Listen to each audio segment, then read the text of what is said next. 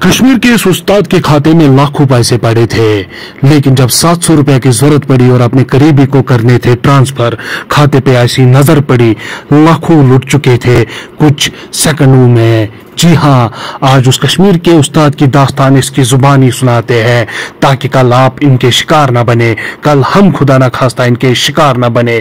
Account से 13 लाख रुपया कैसे गायब हुआ, एक ऐसी मिसाल आज नहीं देखने को मिली, एक ऐसा नया सबक आज हम सब के लिए मुलाहाजा फरमाए। मेरा नाम जलालुद्दीन है और मैं गवर्नमेंट मिडिल स्कूल में एज ए टीचर काम कर रहा हूँ। जब मैं स्कूल पढ़ता तो मेरे एक ये साथी है, उसको मुझे 700 रुपये एमपे करने थे। उस वक्त जो मेरा अकाउंट है उसमें 31,900 रुपये बैलेंस थी। तो जब उसने मुझे नाम दिया, नंबर दिया, तो मैंने उसको ये एमपे करने चाहा तो मुझे वहाँ से ऑप्शन आई कि आपका अकाउंट में कुछ नहीं है। तो फिर उसके बाद क्या हुआ, जब मैं बाहर निकला तो मुझे मैसेज आया जब आपका अकाउंट जीरो राजस्थान में चल रहा है 2546, ये इसमें से जो ये 31,900 रुपये है वो निकाल लिए गए हैं। बैंक मैनेजर तो उसे मैंने फ़ोन पर बहुत रब्ता करना चाहा, लेकिन उन्होंने मेरी कॉल को रिसीव नहीं किया। तो फिर मैं बार बार कोशिश की तो लेकिन उसने वो बिजी कर देता था। जब उसके बाद कुछ छुट्टी का टाइम आया तो मेरा दूसरा अकाउंट, ये लोन अकाउंट खान साहब बैंक में चल रहा है, तो मुझे एक मैसेज आया कि जो आपका से ये लोन अकाउंट है इसमें से 1 लाख रुपया निकाला गया। तो उसके बाद दूसरी मैसेज आई कि 1 लाख और निकाल दिया गया, ये 2 लाख बन गए हैं। और उसके बाद तीसरी मैसेज आई कि 50,000 और निकाले गए। उसके बाद तीसरी मैसेज आई कि 15,000 रुपये निकाले गए। तो मैं उसी वक्त जल्दी से जब बैंक पर पहुंचा तो उस वक्त 4:30 बज चुके थे और बैंक का जो मेन गेट था वो बंद था। तो जो गार्ड था वो सीढ़ियों पर खड़ा किसी से फोन पर बात कर रहा, तो मैंने उसको आवाज़ दी। उसने बोला जो हमारी छुट्टी हो चुकी है। मैंने बोला मेहरबानी करके आप नीचे मेरी बात सुने। तो जो ही नीचे आया उसने, मैंने बोला कि मेरे साथ फ्रॉड हो गया, मेरे अकाउंट से 3 लाख से रुपया जो निकल चुका है। उसने जल्दी जल्दी मुझे बैंक के अंदर जाने की इजाज़त दी। तो मैं बैंक पर गया तो पूरा मामला वहाँ कमरे में बैठा हुआ। तो मैंने उनको अपनी रोज़ा सुनाई कि मेरे अकाउंट से ऐसे पैसे निकल गए। जब उन्होंने ये चेक किया तो सच्ची के 3 लाख मेरे अकाउंट से निकल चुके थे, 2 अकाउंट से निकल चुके थे।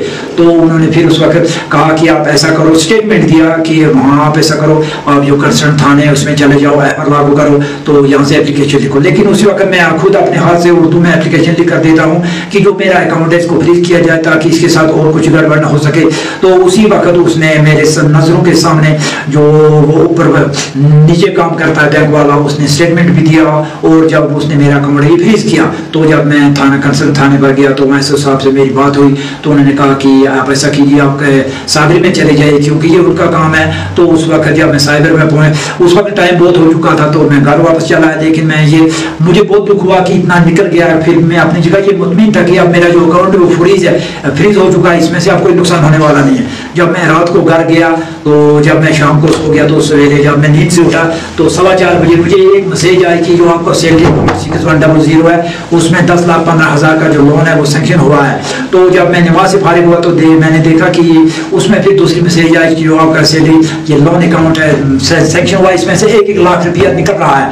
तो इसी तरह जब निकलते तो ये सवेरे 9 बजे तक जो था अकाउंट मेरा क्लियर हो चुका। उसके बाद मैं स्कूल पर पहुंचा, स्कूल के बाद फिर मैं बैंक पर पहुंचा तो उन्होंने उनसे कहा कि रात मैंने शिकायत की थी कि मेरा जो अकाउंट मेरे साथ फ्रॉड हो चुका है, आपने मेरा जो अकाउंट है वो फ्रीज किया है। लेकिन उन्होंने जब मेरे अकाउंट चेक किया तो वो कहने लगे कि नहीं, आपको उतना ही, आप उसके अलावा भी जो आपका सैलरी अकाउंट है उसमें 10,15,000 वो सेंक्शन हुआ वो निकल चुके हैं। तो मैंने मैनेजर साहब से कहा कि मैंने अगर रात को यहाँ आपसे एप्लीकेशन भी दी है कि जो मेरा अकाउंट है इसको फ्रीज किया जाए। अगर उसके बाद मैं फिर थाने पर गया तो एसएचओ साहब से मेरी बात है, उसने कहा बेटा मैंने आपको रात भी बोला आप सीधे साबिर में चले जाओ। तो सर मैंने उनको बोला सर आप मैं उनको बहुत शुक्रगुजार हूँ कि उन्होंने मेरी रिहाई की। सर मैंने कहा कोई एप्लीकेशन ऐसे रखने की जरूरत नहीं है कि वो आपसे मांगे। कहने लगे जब मैं फिर डिस्ट्रिक्ट बड़गांव में पहुंचा तो मुझे एक बैंक से एक लेडीज ने फोन किया, मेरी बात जलालुद्दीन से हो रही। मैंने कहा जी। कहने लगा जो आपका ये सैलरी अकाउंट है इसमें 5 लाख का जो लोन सेंक्शन हुआ है मैं इसको रिजेक्ट करूँ या सेंक्शन करूँ। मैंने बोला मैडम जी आप ये कैसी बात कर रहे हैं, मेरे साथ तो पहले फ्रॉड हो चुका है, इसलिए मेहरबानी कीजिए कि आप मेरा अकाउंट है ये इसको रिजेक्ट कर दिए। तो उसके बाद जब मैं सागर वालों के पास पहुंचा तो उन्होंने बहुत कोशिश की, मैंने फिर एप्लीकेशन बनाई।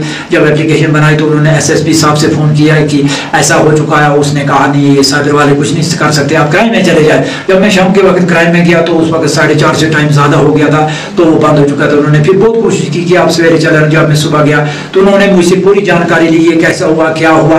तो जो मेरे पास स्टेटमेंट था मैंने उनको दिया और मेरे पास जो मैसेज थी अकाउंट में कितना आया कितना निकला उसका प्रिंट आउट भी किया तो उन्होंने वह रख लिया। उसके बाद और एसएचओ साहब है मैं उनसे भी गुजारिश करता हूँ, उनका बहुत शुक्रगुजार हूँ कि उन्होंने पहले भी मुझे रास्ता दिखाया कि आप वहाँ चले जाओ।